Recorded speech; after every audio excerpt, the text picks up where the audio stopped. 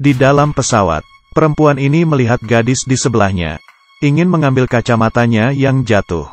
Tapi, ekspresinya tiba-tiba berubah, karena dia melihat di belakang gadis itu. Tiba-tiba muncul bayangan hitam yang mengerikan. Ini menjelaskan, sebentar lagi gadis itu akan mati. Dia membalikkan kepala lagi. Dia baru menyadari, semua penumpang di pesawat, di belakang pramugari, semuanya muncul bayangan hitam. Dia yang ketakutan pun berteriak, dan memukul pintu pesawat, untuk mencegah pesawat terbang. Tapi akhirnya, dialah, yang dianggap perusuh, lalu mengeluarkannya dari pesawat, dan pelan-pelan melihat pesawat itu terbang. Dan ternyata, tidak lama kemudian, diberitakan bahwa pesawat itu menghilang. Dan semua penumpang mati. Tidak salah lagi, perempuan ini bernama Haram. Dari kecil dia sudah bisa meramal kematian seseorang. Hingga saat ini, bisa melihat kejadian kematian itu. Tetapi kemampuan melihatnya itu, tidak ada gunanya sama sekali. Karena orang lain tidak ada yang percaya dengan kata-katanya. Bahkan malah dia yang disangka sebagai orang aneh. Sangat cepat, Haram ditangkap dan dibawa ke kantor polisi. Polisi mencurigai dia ada hubungannya dengan hilangnya pesawat.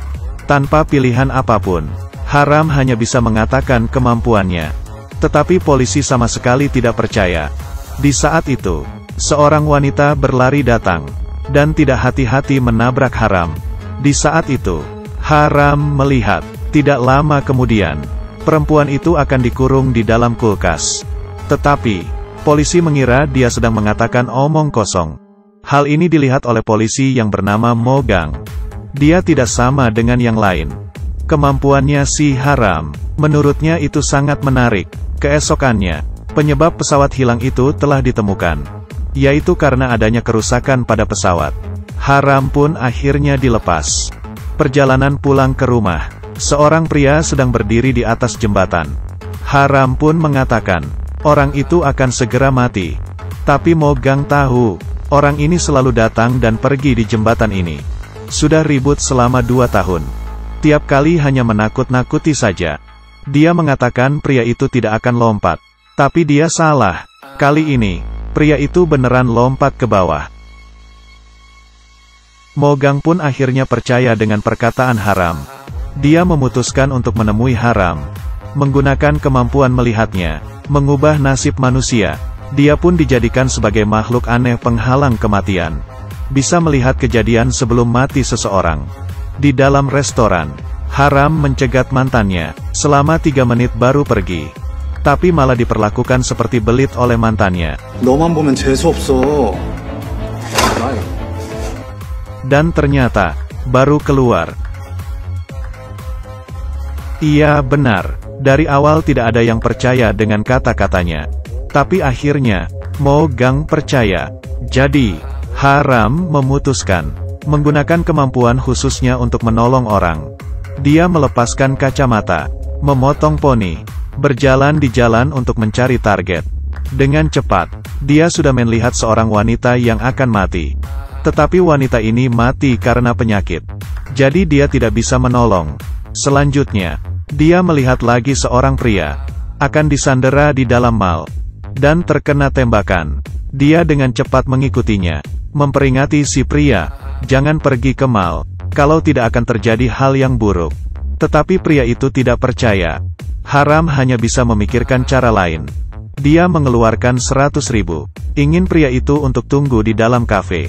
Jangan kemana-mana, tapi pria itu malah tidak mau.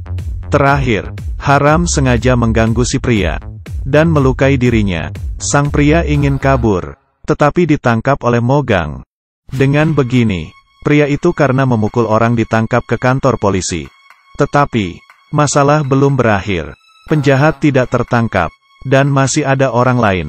Haram berdasarkan bayangan yang dilihatnya, menemukan tempat dan waktu kejadian, dan wanita yang mencurigakan di keramaian. Mereka menemui perempuan, dan mengetahui, karena berubah hati, pacarnya pun keluar dari tentara. Jadi kemungkinan saja penjahat itu adalah pacarnya. Kemudian, mereka menyuruh sang perempuan untuk mengajak ketemuan pacarnya. Lalu tunggu dan lihat, sang pacar pun ditangkap. Setelah keluar dari kantor polisi, hati Haram bingung. Yang aneh adalah, orang yang ditangkap jam tangannya di sebelah kiri. Tetapi penjahat yang dilihatnya, memakai jam tangan di kanan. Hal ini, masih saja belum selesai. Setelah Haram pergi, telepon di kantor polisi berbunyi. Itu adalah HP pria yang di dalam kafe. Ibunya hilang di dalam mal, membutuhkan orang untuk menjemputnya, dan orang yang pergi, menjadi si Mogang. Di rumah sakit, seorang dokter datang ke ruang mayat. Dia menemukan mayat seorang pria. Tetapi di saat dia ingin melakukan sesuatu, mayat itu tiba-tiba hidup. Dan yang hidup itu ternyata si Mogang. Sebelumnya, Mogang menggantikan si pria kafe ini. Pergi ke mal untuk menjemput ibunya. Dan tiba-tiba bertemu dengan penjahat yang sesungguhnya. Waktu dan tempat semuanya benar. Laki-laki yang disandera, sekarang menjadi Mogang. Terdengar suara tembakan. Mogang pun terjatuh. Setelah diantar ke rumah sakit, dikatakan tidak tertolong dan mati. Tapi sekarang, dia hidup seutuhnya. Dia sebenarnya orang seperti apa? Orang yang ingin membunuhnya itu juga siapa? Segalanya menjadi lebih rumit. Yang anehnya adalah, setelah Mogang siuman, dia seperti menjadi orang lain. Dia yang dulu, seorang polisi yang amatir, melihat tempat kejadian, bisa langsung muntah. Terhadap seniornya juga lebih dari sekadar janji. Tapi sekarang, tidak hanya sifatnya yang berubah, tetapi juga berani bertindak kepada seniornya. Yang lebih aneh adalah, di jalan, Mogang berjalan masuk ke dalam lemari tua. Tapi sedetik kemudian, tiba-tiba muncul, di toilet kantor polisi, yang awalnya mencoba baju di sebuah toko. Sedetik kemudian, sudah muncul di toilet perempuan. Dia sebenarnya, punya kemampuan khususkah? Di malam hari, Mogang pulang ke rumah. Tapi di luar rumah, Mogang yang lainnya, sedang perlahan-lahan berjalan masuk. Ini masih 2 episode awal dari drama Korea yang berjudul Kurang dari Black lebih besar dari. Cerita ini sudah bikin otak panas. Tetapi setiap episode selalu berhubungan. Benar-benar film yang lumayan untuk ditonton.